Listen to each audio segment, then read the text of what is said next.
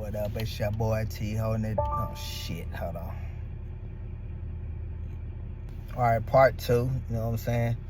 Well, not part two, but take two. It's your boy T holding it down, doing what I do, you know what I'm saying? OC representing, you know what I'm saying? 4-5, you know what I'm saying? But anyway, I don't know why I be doing that. I just naturally do that, man. I've been repping, man. I've been doing that everywhere I went, you know what I'm saying? Everywhere I go, I throw up that phone, you know what I'm saying? That's all I know. But anyway, I wanted to, chop it up with y'all, let you know some of my experiences I had, some of my work experiences. And one of them was when I used to work for Paramount Studios out there in California. And so this is back in the day, man. I want to say probably like around 2000 and probably like 2008, 2009, something like that, when I was living out there. I was living with some people, and shout out to them, man. They really helped me out. But it was getting to the point to where, you know what I'm saying, I wasn't keeping a stable job, and so they allowed me to stay with them for X amount of time, you know what I'm saying. I kind of overstayed my welcome there, but that's a different story or something like that. If y'all want that, drop that down in the comments. And that's a long story too, but it's interesting, but it's a good listen. But anyway, so they was telling me, they'll say, hey, you know what I'm saying, you got a job, you know what I'm saying, whatever. So I had to try to play it off like, I wasn't just not having a job. I had a job, but then again, it wasn't something to where it was consistent that it was doing this and that. So I said to myself, you know what?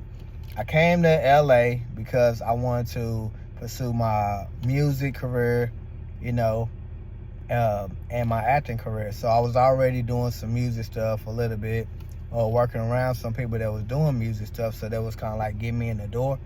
And it made it to where I said, okay, boom, I'm making beats, I'm doing this stuff, and I'm slowly starting to get this stuff going.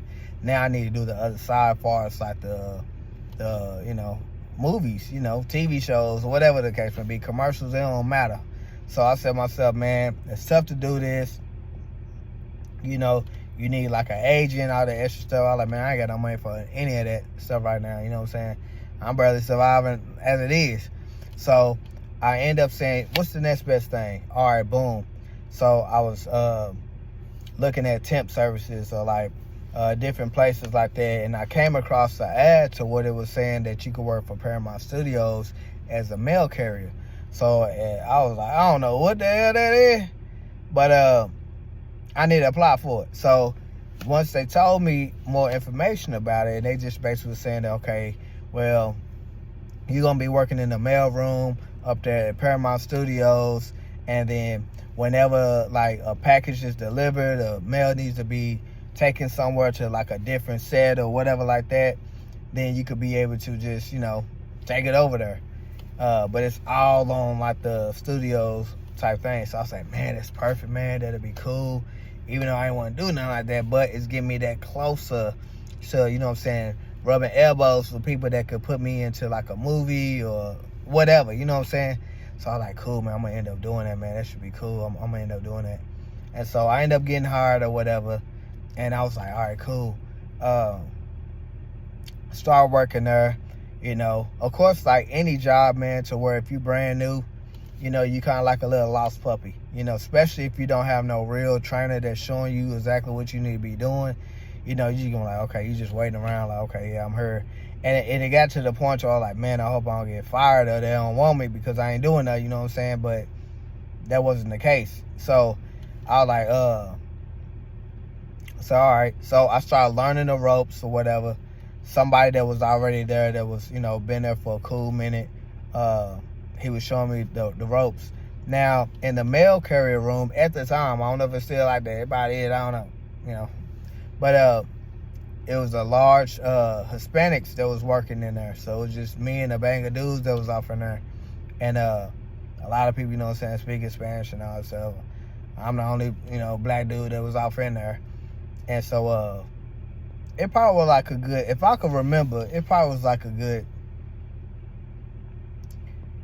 let me guess, I want to say no more than eight of us, something like that, about 8 or 9, I don't know. Uh, my bad. I'm trying to get over this cold too. But yeah. So it was about like 8 or 9 of us or something like that. But we all wouldn't be in the same room at the same time because you getting mail or whatever, or you got to pick up certain things. You got so people is in and out. You know what I'm saying? Some people just hanging around. But anyway, so it got to the point to where, you know what I'm saying, I got trained a little bit by this one dude, you know what I'm saying? So they was like, yeah, man, when you get this, you got to learn the lots, you know what I'm saying, like the different sets, like where they go. You got to drop it off over here. And what it was, if it was a big package or something like that, then you could ride like the golf cart or something like that, you know what I'm saying? Throw that pack, that box in the back, you know what I'm saying, and be going around, you know what I'm saying? Or if it's something small, you riding a bike, almost like those ET bikes, something like that. That was like Postmates, to where it got like that basket in the front, and then you just putting the package off in there. You just riding a bike, you know what I'm saying? Just getting it. And I ain't gonna lie, I try my best to always get the big boxes because I'm sorry, man. I know how to ride a bike, but that was goofy as all get out. I ain't trying to be riding that Pippi Longstocking bike. I don't know if she ever rode a bike, but if she did, that was the bike that they had. Straight up. And so that's why I was like, man, y'all can't upgrade and get some better bikes. I know y'all making all kind of money here at Paramount Studios, you know what I'm saying? And so I was like, you know what, trick it, man. You can't be, like that, because that's going to make it to where it's going to miss your opportunity. So I always said to myself, you know what, let me just go ahead and just do what I got to do, because you never know who I'm going to see. And if I just got to do it. So one day I was taking some mail, because it wasn't that many times I was on a golf cart. And plus, if you've been there for a long time, it's easy for them just to be able to say, well, I'm going to take this package. No, I'm going to take this whatever, because, they knew certain things or whatever. So you just had to kind of like play it off, you know what I'm saying? But as long as I was, in motion of going around and seeing stuff, it was cool. So one of the times, I was riding a bike, you know what I'm saying, just getting it. And then I ended up going to one of the lots, because you got to know where the lots is at, you know what I'm saying? Because not saying they need it immediately, you know what I'm saying, but they got to at least have it, you know what I'm saying? You can't just be stalling out talking about like where it at, I ain't find it, so I came back to the yard, you know what I'm saying? But anyway, I ended up parking the bike, had to get on the elevator for one, and got in the elevator. It went up to a certain level or whatever. And then I noticed that, somebody ended up getting on the elevator. And then, you know what I'm saying, I'm just looking around and stuff. And I noticed, I'm like, man, this dude look familiar. Where do I know him from? I'm thinking of Popcorn or something like that. Like, man, who is this dude? Man, it was the Clear Eyes dude. If you old school like me, and you remember that commercial Clear Eyes, I'm like, the dry eyes called Clear Eyes. So him, it was him. So that's why I was like, man, how can I, I wasn't starstruck, but I kind of was, because I was like, man, shoot, like, if I'm meeting him, imagine like, all the other people I be seeing, And so he was just looking down on his phone. I don't know if he had a BlackBerry or something like that at the time or whatever. He was looking at something. And then I said, are you the guy that say, for dry eyes, here's clear eyes? And I don't know why I said it like that. I mean, I could just say, hey, man, you that dude that's on the commercials. And then he would have known if you was on the commercials or not. Hey, you know what's going on. So, I was like, is you the dude that said, for dry eyes, use clear eyes? And he's like, yes. Didn't look up at me once. I said to myself, and then that's when it's almost like it was a commercial in itself, but like a disrespectful commercial to where it would have been wrong for him, because I would have went off on him if I wanted to. But I was like, you know what, I'm gonna be cool. That was a little disrespectful. You ain't even look at me once, bro, in my eyes. You know what I'm saying? Like, I mean, who am I? But still, come on now. So you ain't even popping like that no more, bro.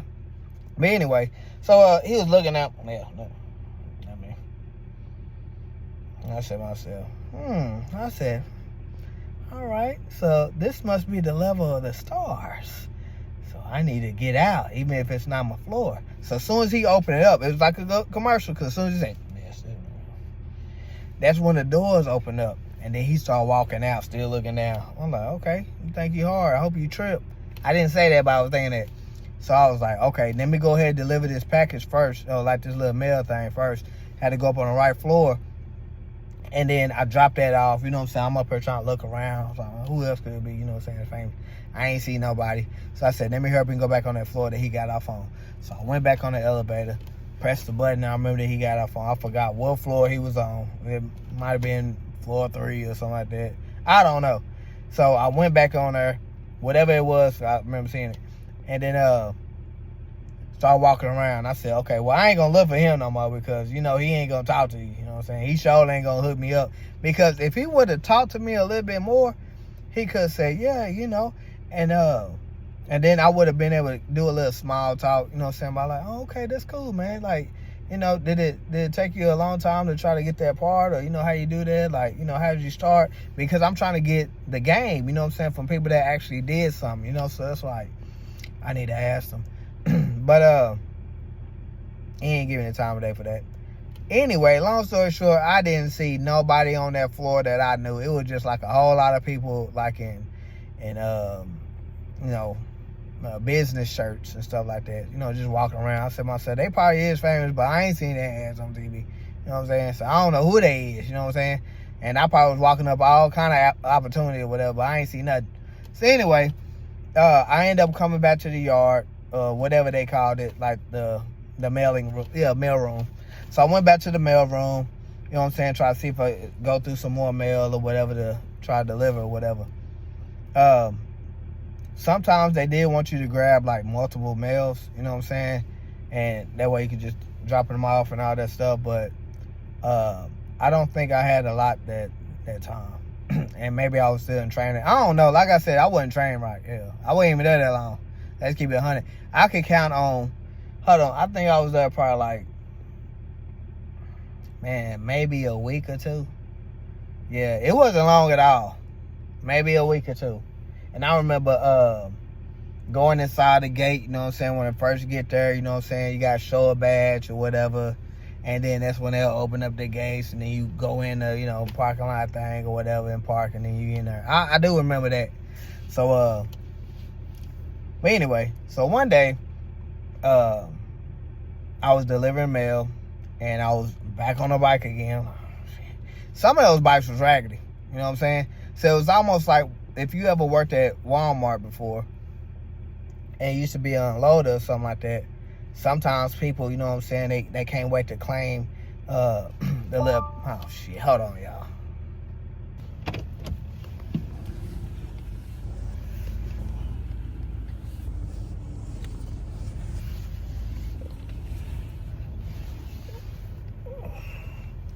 All right, you know what I'm saying?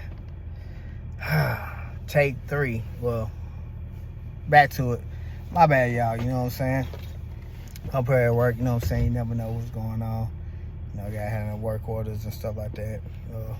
But anyway, back to what I was saying. I had to remember what I was talking about. All right, so it's just like if you was to ever, you know, work at Walmart, being an unloader, you know what I'm saying, people usually get there, like, you know, early enough to claim a pallet jack because a lot of those pallet jacks was, you know what I'm saying, raggedy, you know what I'm saying? So you had to get them good, smooth ones that was easy to pull and not make it seem like that you was weak, you know what I'm saying, because they couldn't wait to have it to where they say, okay, now you're going to be dealing that, and you got the weak pallet jack, you know what I'm saying? And you got to pull like the water, the dog food. I remember that was like the heaviest stuff. I think it was like the cat litter too. But that was like the heaviest stuff that was up there at Walmart. But anyway, man, that's a different story too. If y'all want a story about that, and trust me, I don't work there no more, so I can really say what happened out there. But if y'all want that, drop that in the comments, and I'll be able to do a little story about that as well too. But anyway, so you got to claim these bikes up there at Paramount Studios, you know what I'm saying? I'm like, oh man, I want the good one, you know what I'm saying? And so anyway, this one time I was on my way to a lot to drop off some mail. And one time I was looking around, I was like, oh man, who is that? And it was Omar Epps. Omar Epps. Now, I never met him or nothing like that, you know what I'm saying? Like, you know, so like introduce myself to him. But I definitely saw him in person. And I was close enough to where I could have said something, but you could tell that he was already walking and talking with somebody about something. I don't know if it was like a script or something. They had to be. But whatever the case may be, he was too busy. And I said to myself, I'm not going to be that person to where I'm just saying, hey, you know, Omar, I know that you're busy, you know, doing something, but you know what I'm saying? Like, you know, I'm a big fan, you know, all that shit. And then so you start try to hurry up and think of all the movies that they was a part of and all that stuff. And of course, you know, Juice, you know, all the other movies that he was in or whatever. But yeah, man, I wasn't able to talk to him. But you know what? I said to myself, TJ, this is a norm. This is going to be a regular norm. You're going to be running across a lot of people that's famous, you know what I'm saying? And so you can't be just, you're going to have your time, bruh. My vision was to also say, you know what? I'm a mail carrier. So let me go ahead and just, you know, because some of that stuff you ain't have to hurry up and come back to the, you know, go back to the mail room. So I was like, you know what I'm saying? Let me go ahead and just stand around sometimes, you know what I'm saying, if I see something. Because my dream was, and not to hate on nobody, you know what I'm saying, but I wanted somebody to be, you know, they were like, and action. And then like they were doing their thing or whatever. And then while I'm in the back of the scene, you know what I'm saying, just watching them, you know what I'm saying, from the door. And then I wanted them to kind of mess up or to have a situation to where the director or whoever was like, man, cut. You're doing it wrong. We need somebody that could do it. And then I would have been like, hey, I could do it. I know it didn't happen like that, but that was my goal. I was saying, hey, man, you know what I'm saying? Like, this is my only opportunity. I could do it. And I would have showed out, you know what I'm saying? Depending on what it was. I know they wasn't doing nothing too crazy. But, you know what I'm saying? That would have been my opportunity, you know? But anyway, so I'll say, you know what? Let me go ahead and go back to the mail room. Went back to the mail room, did all that stuff. And then I think the end of the day happened. Now this next day, and this is for when things started turning. So I was saying, you know what? You know what I'm saying? It's like, I don't know if it's that, it had to been like that last week, the final week. Because again, I only worked there like 2 weeks max. So it had to been the final week. So I was like, all right, man. And so it was early in the morning or early in the shift or whatever like that. And then the supervisor, you know, it was a mixed dude. And I kind of knew that he swung both ways. Let's just say that, you know what I'm saying? You could just tell. And so it was a little saucy. And for me to officially know that, I mean, I already knew he was just by looking at him and by the way that he was acting. But the official way was, you know what I'm saying, he had like glasses on and he had like the rainbow colors on the side. So I was like, man, ain't nobody just going around just rocking it, talking about, like, oh yeah, you know what I'm saying? You know how you can pick up them free glasses that's on the wall that say, hey, this is what your insurance cover.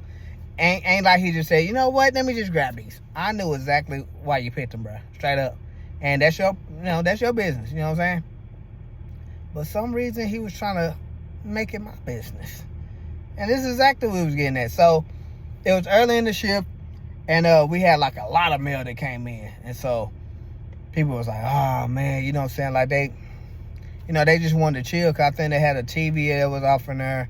It wasn't popping back in the day so you could be on your cell phone, you know what I'm saying? Talking on the phone or being on the internet because, you know, that's for when the minutes, you know what I'm saying? You had to pay for your minutes, so you had free minutes after 7 o'clock, you know what I'm saying? Whatever the case may be. So I believe we had a TV that was off in there or they were just conversating. And so they were like, oh man. But for me, I was saying, oh yeah, we got more mail. So that means I get to go out there, you know what I'm saying? See, you know what I'm saying? See what's out there. Because they really just didn't want you wandering around out there on Paramount Studios, you know what I'm saying? They never told you that, but I had the feeling to where they just didn't want you just, you was kind of like the low-end people that they forgot about. That's just how I looked at it. That's what it seemed like to me, you know what I'm saying? They look right past you, you know what I'm saying? Remember the dudes talking about like,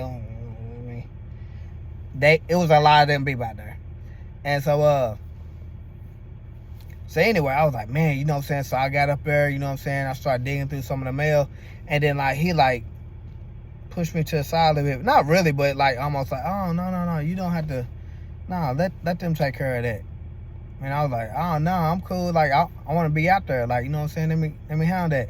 And then, so, I was still going through the bag or whatever, you know, like, sorting out my mail or whatever, so I could be able to say, all right, I could do this lot, I could do this. I'm getting caught up on knowing some of the lots. It was a big lot though, bro. So I didn't want just to grab random stuff, but then again, I wanted to grab the stuff that I knew that I went to those sets before, or what are they called, like buildings or whatever they are. I forgot the terminology of them. I've been there 2 weeks. So I was like, man, let me go ahead and, you know what I'm saying, grab some of this stuff. But then I'm going to grab some new stuff too, just a little bit. That way, just in case of the whole time, you know, I've been going to the wrong places. You know, this may be popping over here, you know what I'm saying? Because they got other stuff going on. So I end up grabbing some stuff. And I said, you know what, TJ? Just go ahead and go to the new spot. Because if you go to the new spot, then that's when you could be able to say, all right, I know the old spots, you know, it'd be even easier just to hurry up and drop those off because there's no time rush. And I think some of them did have like a rush on there to say it, but the ones I grabbed didn't have no time rush or something like that, whatever it was called, I forgot. But anyway, so I went to a set and I noticed that it had like all these brownstone buildings and stuff like that, making it seem like that you was like in New York or Chicago, wherever it is, and it had like snow going on. And I was like, man, this is really cool, man. Like, they could really make it seem like that they're anywhere in the world just about, you know what I'm saying? So that was another thing I was thinking. I was like, man, so if I don't want to continue being a mail carrier, then maybe I could try to be like somebody that, you know, makes the sets, you know what I'm saying? Like one of those or something like that. And it was just really cool. It was really cool. I ain't gonna lie. And then so when I dropped off all that stuff, I said, you know what? Let me go and keep on grabbing some stuff because I want to see some new stuff. You know what I'm saying? Just keep on looking. Because if they got this here, I can imagine what they got on the other side I haven't been to yet. So I went back, so I grabbed some stuff, and then he was like, hey, TJ, this is the supervisor. He said, got back to the mail room. He said, TJ, come here. I said, what's up? He was just sitting at his raggedy desk, and then he was like, you can sit back and chill. Just let them handle that. And I said, who them? And then he was like, yeah, just let them work. I said, nah, but I want to work. So my thing was, I was thinking that he was just, I don't know, it's because like I said, it was a lot of Hispanics that was working. You could tell he was black and white, but he probably favored more of the white side. And I was just the only black person that was in there, so he probably just trying to act like he was cool. That's how I was looking at it. And it was almost like, he was like, well, you know what I'm saying, you still get paid, but you know what I'm saying, you don't have to be doing nothing. Just let them work, you know, you fall back, you know what I'm saying, you just stay here and ain't got to worry about nothing. You know what I'm saying, let them work. And I was like, nah, I want to work. And then so when I went back over there, I forgot what I was doing, but it was a group of them that really wasn't doing nothing.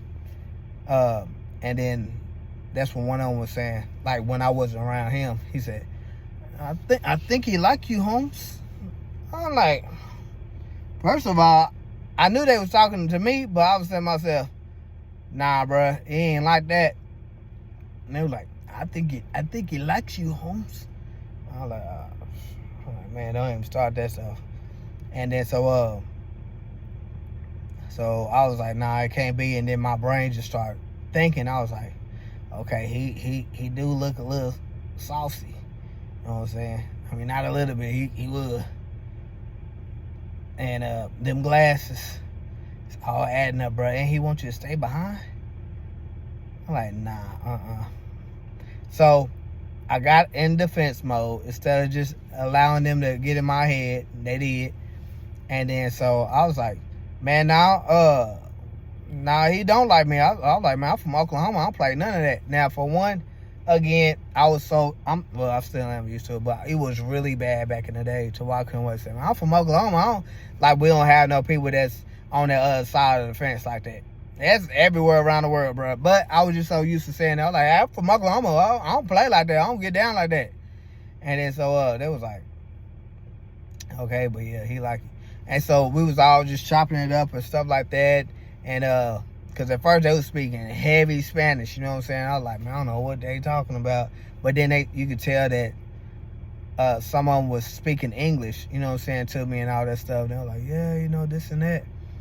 And then I said a joke to them. I don't know exactly what I said, but then they was like, all right, then Holmes. It was like, well, say this to him. And it was a derogatory term. I can't say it due to YouTube, but use your imagination.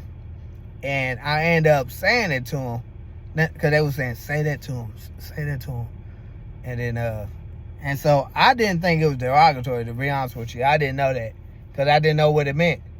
And then, so I let it go. I said, let me go ahead and still do this mail run stuff, man, because, you know what I'm saying, I ain't got time for all this stuff. So I ended up doing another mail run thing.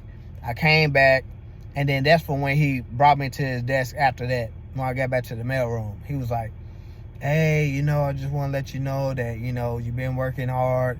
I appreciate your work. You need to let them do all that stuff. And by the way that he was talking, it sounded like he was like, you know, like being a little bit too sauced up. And I was like, nah. And then that's why I was saying, okay, what they're saying, I mean, you're saucy already. The glasses, the way that you're just talking to me, and the way what they were saying, I said, okay, this is all the hints, bro, what's going on. I ain't no fool now. You know what I'm saying? But anyway, so I ended up using the word that they said. I said, hey, man, I don't play none of that stuff. And I said, bloop, bloop. And then he was like, what did you say? What you say? I said, you heard me. I said, man, I said something in the fact of basically saying, like, stop trying to hold me back. I don't get down like that. You were such and such. And then that's when he was like, what did you say? What you say to me? Because that was the loudest I ever heard him talk. You know what I'm saying? He actually sounded like a man. You know? What did you say to me? Yeah, I said, you heard me. And then that's why I said myself. You know, turning back now, bro, you might as well go off. You know you ain't got no job. You say, you're fired. Get out of here. Get out of here now. I said, dang. And then you just see like the Mexicans in the back. They were just kind of laughing. But someone was like, dang. Like, you know, like, oh, he fucking tried it. Look up there. Come on. He tried it. I'm like, eh. So now I got to play it off. You know what I'm saying? Gave my badge, whatever I had to drop that off or whatever. And, cause they let you wear regular clothes up in there. I ain't had no uniform. I think you probably had to have a certain look, but it wasn't like no official uniform or whatever. So, I think it was like a white shirt and khakis, shorts or something like that. I don't know. I don't remember. It was so long ago. But anyway, so that was the only thing I dropped off. And, my bad. Man, I ended up leaving. And then on that way to the house, man, I was saying to myself, man, another situation to where I couldn't hold a job. Now, I know these people that I'm coming back, you know what I'm saying, back to the house to, they don't know. I shouldn't have to tell them, because then they're going to be adding pressure on me, you know what I'm saying, like, hey, you can't, it's not our fault that you can't hold a job, you know what I'm saying, but, you know, you got to bounce. You know, they didn't say that because I didn't bring that up like that. So I was saying to myself, man, I got to come up with something else. But I had more other jobs and stuff like that. But that was just an example, you know what I'm saying, for my experience when I was at Paramount Studios.